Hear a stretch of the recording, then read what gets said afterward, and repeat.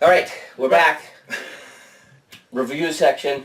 Seventh Continent. Seventh Continent. Yeah. If you guys sat through that, you can see how long this game can be. Yep. Because I think it was about maybe 3 hours of footage that we got for playing that, but edited down, I mean, it's a little bit shorter, but still, that's just the first section the clue, it looked like there's 6 or 7 different parts, and we just got through one of them, so. Right. Like, you can't complain about the content that you get in the game. Yeah, it's not like, I played this once, I'm done. Yeah. No. Anyway, so I guess to get going here, 2 gigantic, huge thumbs up from me. Same for me. I ended up buying this after we played the first time, even though he hemmed and hawed about it a little bit and was like, should I, shouldn't I? Yeah. Probably the kicker for Jeb is that it plays solo. Yeah. So he's like, will my family play? I don't know. But he does some of the D&D stuff and things like that, so he does like to do the solo things, and knowing that he can do this solo might have been the straw. I don't know. I'm not in his head, but I'm sure it was a contributing factor. It is, yeah. Definitely. So yeah, this game, when I saw it on Kickstarter, it certainly piqued my interest with the whole. I used to read the Choose Your Own Adventure books. They actually have Choose Your Own Adventure book for kind of like adults now. That's a whole nother subject. But I had a lot of one of those. Yeah, I had a lot of fun with those when I was a kid, and then watching the Kickstarter and reading a little bit about it, I was like, if this thing plays and does what they say it's going to do, it's going to be great. And just another little background, they hit over 1 million on the first. I think it was just slightly over 1 million on the first Kickstarter. They just recently did another one for an expansion. Plus, if you weren't in on the first one, you could get the main game, and it broke 7 million in Kickstarter world. So that's how popular the game ended up being. So we're actually not the first ones out there with a review. Hopefully ours might have been a little bit different. If you're just watching the review and you're going to go back and watch gameplay, again, there are spoilers. Yeah. You will see, because, to an extent, the game has to force you to get to certain places. Yeah. So if you don't want to know anything, then only watch, mechanics and setup and things like that, and you won't be spoiled. If you don't mind a little bit of the beginning, because I wouldn't say there's anything huge, but there are some kind of neat things. So there was one thing that just when we saw it, we were like, what? Yeah, exactly. And we actually saw new things that we didn't see when we test played it to get a feel for how the game worked. So we're actually seeing a little bit of replay value already. That was another big question that we had. Here are my thoughts, and I'll let Jeb chime in with his. My initial thoughts after playing it, because I did wonder when I bought it, how much you're going to be able to replay something you already did. Well, there is some randomness, so if you bring it out again, you might not be trying to do the same thing, even though you know you're going to be going to the same place. Right. Number 2, based on the length of the game, and there are 4 different curses in the box, with as much as I get the game, I highly doubt I'm going to go replay another one anyways, when you're talking about Jeb's guessing that we're 3 hours into the game. We are actually going to pick up from the save point that you saw us save at and keep playing our own adventure. So that being said, I mean, any game at 3 hours is pretty good. So I'm going to guess, who knows how long it's going to be. I've heard reports. It might be like a 20-hour thing just for that one. I saw a couple other people say that they were 18 hours in and stuff like that, hadn't finished yet. What if we die? We have to start over anyways. So the point is, I probably don't even care if I couldn't replay a curse, because there's 3 other ones. I don't know that I'm going to go back. So for me, it's not a factor. if you're the kind of person that likes to take one game and play it over and over and over again, it might be a tiny bit of a factor. What did you think? I can just imagine somebody who wants to play this game over and over, how many hours that would be, like, it's like, you wouldn't be playing any other games. Like, I don't think you could. But, I do see there's a variety when you, like, the fog cards or whatever. Right, those are always going to be different. Those are always random. So there is some different things that you'll see every time you play it. The action cards are going to come out different. Yeah, what was it, there are certain things where, like, it forces you to go to certain, like, landscapes on the island or wherever you're at, and that kind of thing, once you see it, if you remember it, then the next time you play it, you'd be like, okay, I kind of know what's going on, but it's not like... But it doesn't ruin everything. But like you just said, to get to that same card again might be totally different. Right, and we saw that. Yeah, we did. We totally did.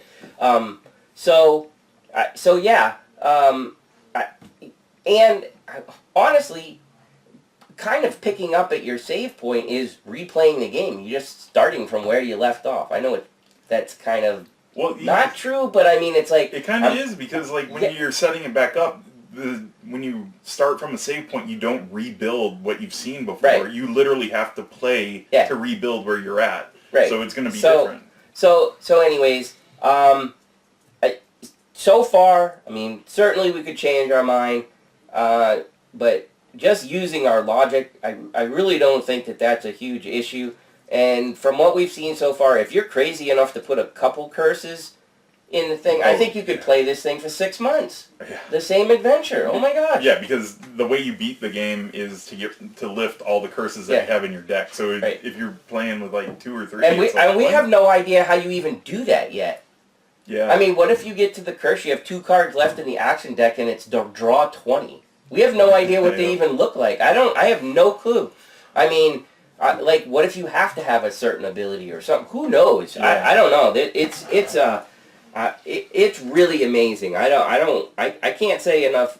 It deserves the hype it got. This is one game where, at least in my mind, the hype and everything. Yeah, I was afraid it was overhyped, and then when we sat down and played it, I was like, no, I was too, because it took a little... I mean, I got the game, and we didn't get to sit down and play it because somebody was in Japan, not mentioning any names. Somebody was in Japan for a month, and I had it sitting in my house, and I didn't play it because he wasn't here, because he's a jerk and went to Japan. Anyway, where did I get? Japan. My point is, it's very far away. And you can't play board games. And I can't play board games that far away. Everybody else is talking about 7th Continent, and I'm sitting here going, Jeb's not coming back anytime soon. And it was all over Facebook, like all the board games pages. Like every time I looked at my feed, it'd be like, "Oh, it's 7th Continent. I just backed it. Guess who's backing it?" Yeah. It's crazy. Everything seems well thought out. During gameplay, there's probably a couple things that you didn't see. There's some huge questions on how items work with stackability. Jeb and I are pretty sure we got that figured out okay. If we find out something different, no big deal. For the most part, though, I found the game to be pretty neat, pretty clean. Everything makes pretty good sense. I will say, the first time I read the rules, for me personally, it was one of those rule books that I had to read again. Because I remember I actually texted Jeb and I said, here we go again, a rule book that it's not horrible, but I just didn't get it. And then I read it again, and everything clicked. Yeah. Like, it really did. I don't think he had the same problem that I did. Well, for me, like, when I got to, like, the last page in the rule book, I was like, oh, okay. So it like clicked at the end of the first read for me. It's still... Maybe it was like that for a lot of people. I was a 2-read person, and then I totally changed my opinion on the rules. I kind of thought they were like mediocre at best. Like, I'm gonna, but then when I read them again, and that's not to say that I didn't pull the rule book out the first time through to double check things. It's just that I was probably 85% sure of how everything worked. So Right. good job on that too. Artwork's really cool. The thing that got me was the clue, the little map. Like Oh, yeah. actually, like when you look at the clue, there's that, or at least for that one, the hand-drawn map, and it includes the things that we're going through. So it's like we're actually following the map. It's Right. so cool. And the biggest thing for both of us with that is we didn't notice it until later. I actually saw it. I was looking at some stuff online and saw somebody had a picture. I think it was actually the Kickstarter page had a picture of the clue card, and I'm looking at it, and then my memory pictured the map that we had laying out on the table, and I went, "Oh my gosh, that's really the map of what we're doing."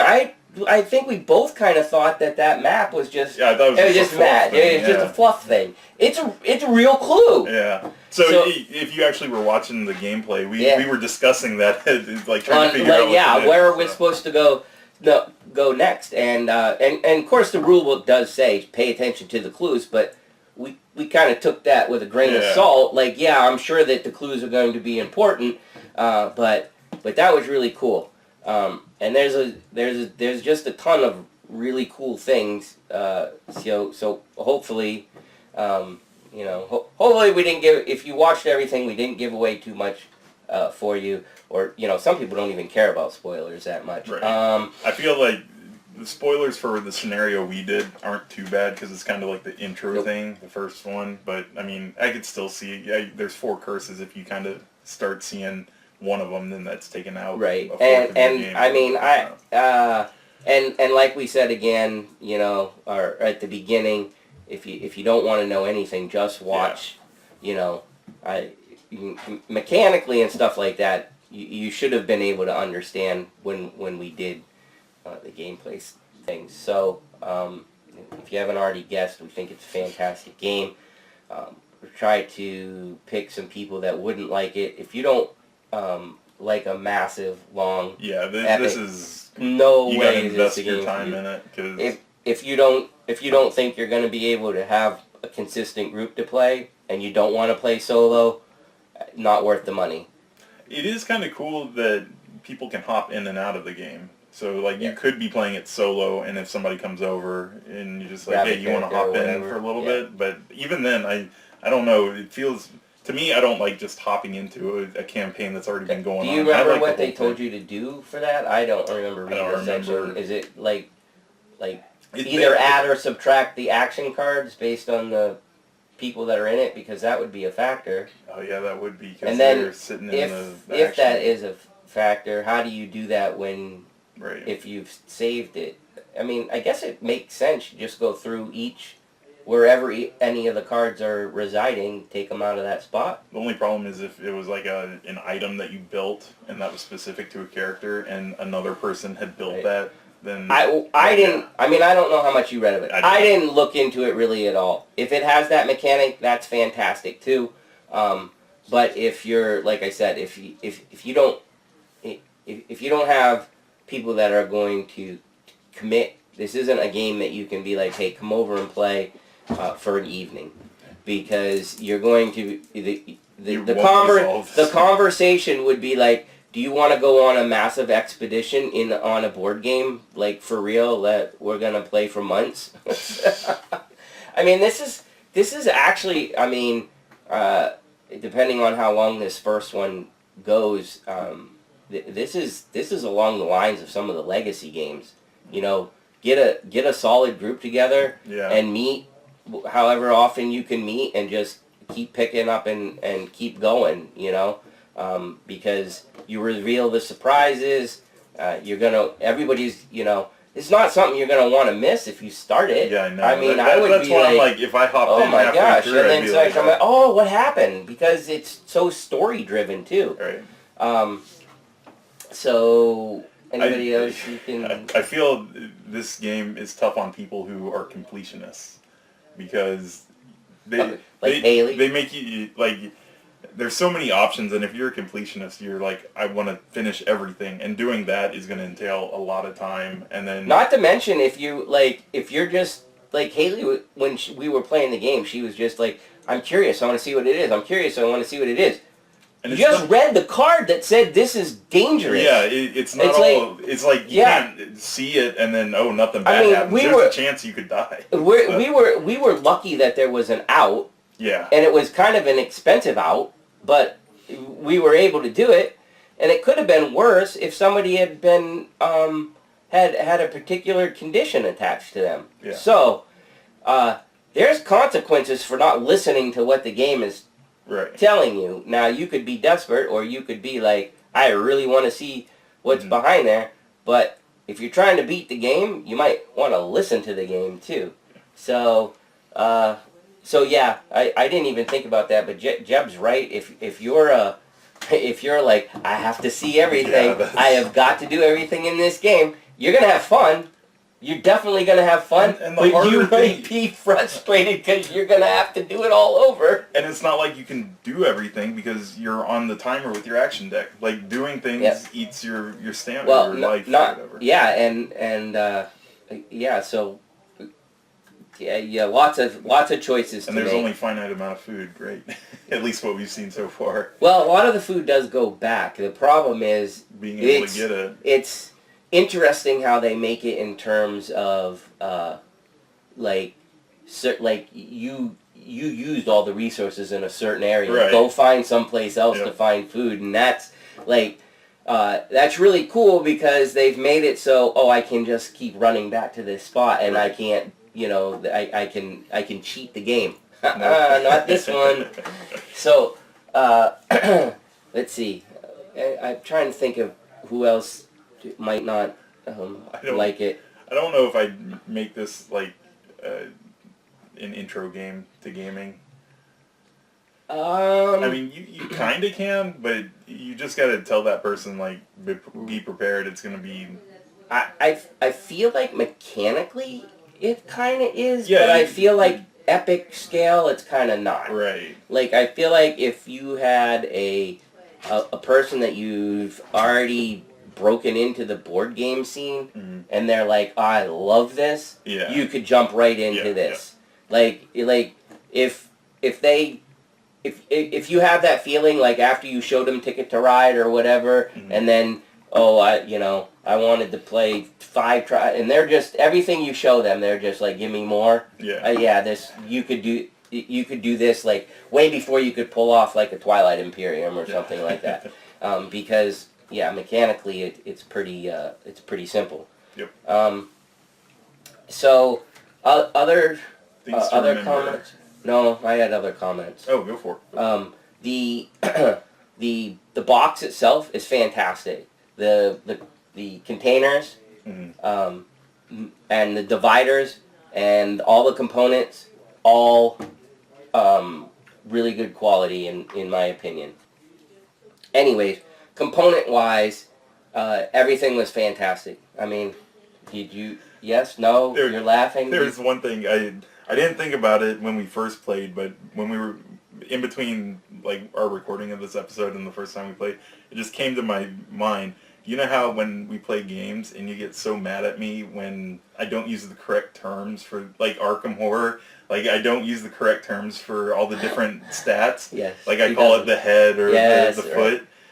I actually was doing that with this game, and it turns out most of the pictures are the first thing that comes to mind. Because, like, I saw, like, the magnifying glass, I'm like, oh, that's probably search. And then it's search, and then there's, like, the map, and it's, like, probably, like, look around, and then it's, like, look around, stuff like that. I just found that really funny. That's funny that you say that, because I'm actually having a little trouble with the, like, that's what?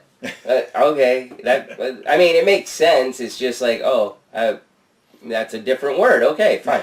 But there's a ton of symbols. But I thought they did a fantastic job with the storage. They gave you enough room for sleeves, and this is it's thick. Everything, you didn't get cheated on anything in this game. So I thought that was really good. So I think that's all I had to say. Jeb wants to go start with things to remember. Things to remember. Jeb can't remember. Anyways, next. Well, I'm trying to think because there's kind of like you have to look at your hand and all the stuff in front of you before you go on to the next action, because there was that one part where you were like, well, I had this thing, but we're already in the middle of an action, so you kind of don't move too fast, I guess, is the biggest thing. In my defense, though, we had taken a break from the game, and I really was planning on doing that because we were getting low in cards. Of course, but, I mean, like, maybe the game considered it cheating because it made me fail anyways, right? Yeah. Maybe that was a... But I mean, I had a card in my hand that I was like, well, I should have done this first, so you kind of have to think of order as well. Yep. So, I mean, it's nice that the game has, like, free, like, the actions aren't set in order, like, you can do whatever, but the price to pay for that is... Well, yeah, you might forget stuff, especially...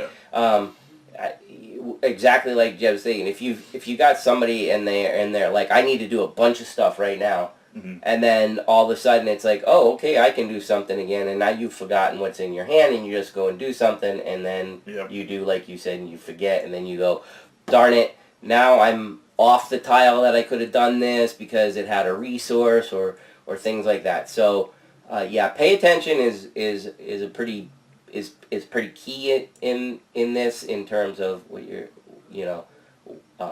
optimal times to be able to do things. The other one, I don't know if you were going to mention it, the asking people if they're joining in. Actually, that's something that we stumbled upon because when we started to play, we were like, somebody would do something and then it would be, oh, there's a bad result or a good result or something we should have gone, and then we'd ask ourselves, well, is anybody in on this? Well, it's not really fair at that point in time with new revealed information to say I would have or I wouldn't have. Yeah. So. Oh, you can say I would have. You just can't get in.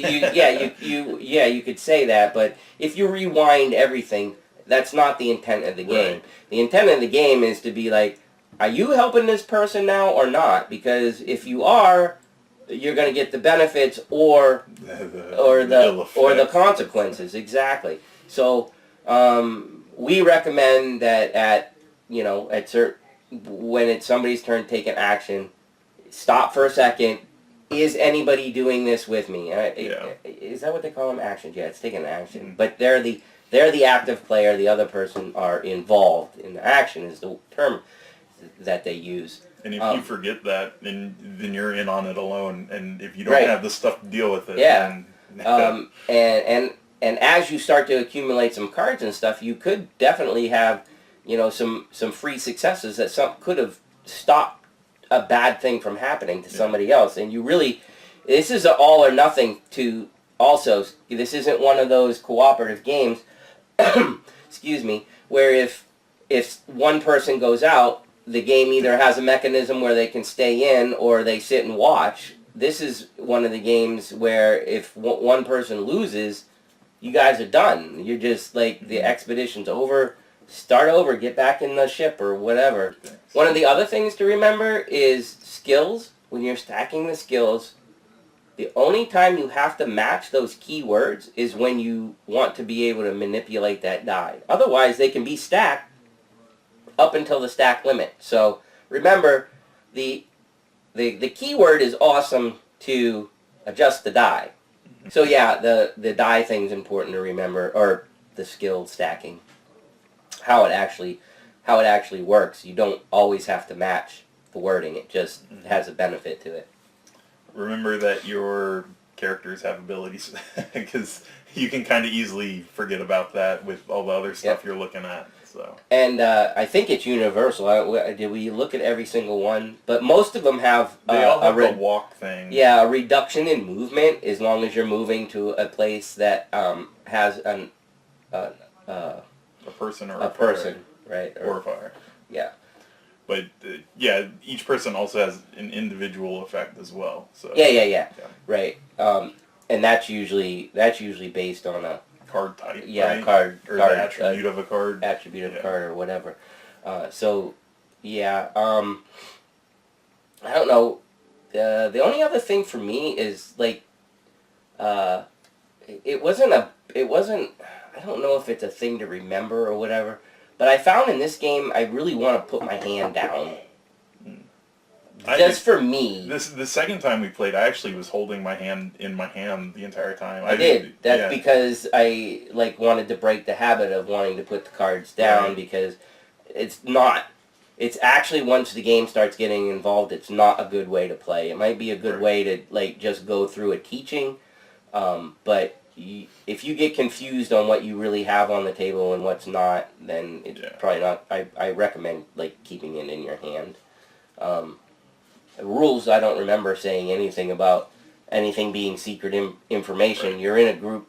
You're supposed to be exploring together. So if like, if I got first aid, I can tell Jeff I got first aid. Just stop for a second and let me skill and make it. Yeah. So, anyways, the one thing that I kept doing in my head was when cards either got banished or in the past or discarded, like I would always make sure I know where that card was going because it does make a difference. Yeah. Because after saving and stuff like that, the past gets put back in, but everything's banished will stay out. So. Yeah.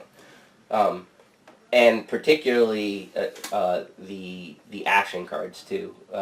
You just always make sure the action cards get put into the discard thing. But that is also one other thing that you actually didn't get to see in gameplay, which is fine because gameplay was just trying to show you the game. But if you watched if you watched our portion on the game mechanics, then you would see what happens when the action cards run out and how you have a chance of dying that way. Because, who knows how long it would have taken us? Because when we play a game, we certainly weren't going to try to die so that you could see it, or not die, but run out of action so you could, so that we were on the brink of death. We're actually trying to play this game and keep going. So you'll have to watch the other part if you wanted to see how that worked, because we didn't get to it. Anything else you can think of to remember? Not really. I think we've covered most of it. The biggest was the make sure you go slow and ask people if they're in it, because that actually does affect gameplay. Like you can't, like you said, rewind it. Probably try not to rush through the cards either. There were a couple of times, I think we caught ourselves, but if you watch gameplay, Haley was the one that picked up on the wait a second, that doesn't make sense if you do it like that. Now, it didn't, we didn't exactly specifically find that what we did was right, but there was one phrase in there that said when you took a card to reveal the card. So we took that phrase, applied it to what happened in that situation. You go back and watch it if you don't know, because I'm not going to explain the whole thing. And it really, really made sense on what we ended up doing, because what we tried to do was kind of busted. Yeah. It would have been like, oh, you went from 6 experience points to 21. Yep. Like that. And that was kind of logical once we thought about it. It was like, they probably didn't mean to do that. Right. But when you see something that says take 3 cards, normally you just grab 3. Like, it's not one at a time kind of thing. Right.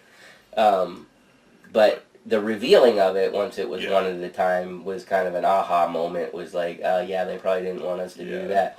So instead of gaining, what would it have been, 21, 15. We had 6. Instead of gaining 15, we gained 3, right? Which is a lot more reasonable than gaining 15. If that's wrong and we're supposed to have 21, somebody please tell us, because I'll take the 21. You get to the next part and it's like, if you have 21 experience, you win. I'm putting the cards back if that happens. So anyways, can't say enough good things. If you're just watching the review and didn't watch the intro, slide those over, Jeb, real quick. this is all the other stuff that you could get from the initial Kickstarter. I was all in, so this is all of it. There's one mini expansion. Jeb has expansion over there. Yep. And did these add curses? Are these, or just the? No, this is just add some cards. So new cards to spice up your adventure. Yeah, so those just add some cards and things. These actually make like new adventures because they add a curse. So that's going to make you explore the continent some more. And I think those would be what I would buy first. Things that add curses. Yeah, and then I can't remember how much the new Kickstarter has in it. They are giving you a new box to fix everything or something like that. One of the cool things about the new Kickstarter is the little the satchel book thing, because you can actually slide the cards in. Yeah. That's really cool. You saw us. You have the satchel is just a card you put things over. Now they're going to give you a book so you can just thumb through everything. Yeah. It's really awesome. So hopefully you guys enjoyed this. Hopefully you can if you've watched some of our other stuff and agree with what we've said, and if this sounds like a game you like, I really don't think you'll be disappointed. Of course, I don't, like we said, I don't know about the retail, like you said. I have no clue when the thing is supposed to hit. I saw it on Cool Stuff Inc., but all it said was not available right now. So I don't know if it was actually on. Yeah, but I don't know if it was up for pre-sale at one point and it's just sold out, or if it's just how how sometimes they just do a placeholder until they know when it's coming in. So but I mean, the fact that it's on I guess I was more thinking, like, were they ever going to retail? Because in between the first Kickstarter and this one, this never came out. So I was like, is it just going to be a Kickstarter thing? Right. I doubt it now with as big as that. it is. They're probably, I mean, it's gotten pretty awesome reviews. So anyways, I'm going to shut up now. So if Jeb wants to say anything else, other than that, I think I went over everything that I could possibly think of.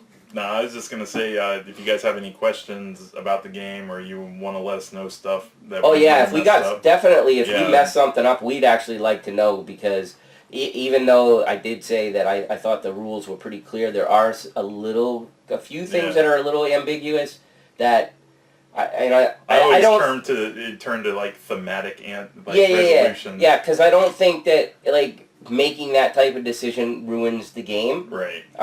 So I don't think you need to rule shark the crap out of it if you can't figure it out. Yeah, and just try to really what really makes sense, and I think you'll be okay. Yeah. And I probably the hardest part of the game is just understanding the item thing. The whole. Right. Other than that, most things are pretty play a card or whatever. Yep. So, please like, subscribe, all that jazz. Yep. We do appreciate feedback, and let us know if there's any games you want us to play, because we've been just hitting up ones that we've been getting and I don't know. So. Well, I think we've only had one bad review so far. I mean, I think there's been other ones that we were like, I probably wouldn't play this all the time. It's okay, but I mean, we buy games as we go along. We certainly aren't trying to buy a crappy one. So anyways, all right, we'll see you later. Bye. Boards and booze, booze and boards, with Mickey and Jeb.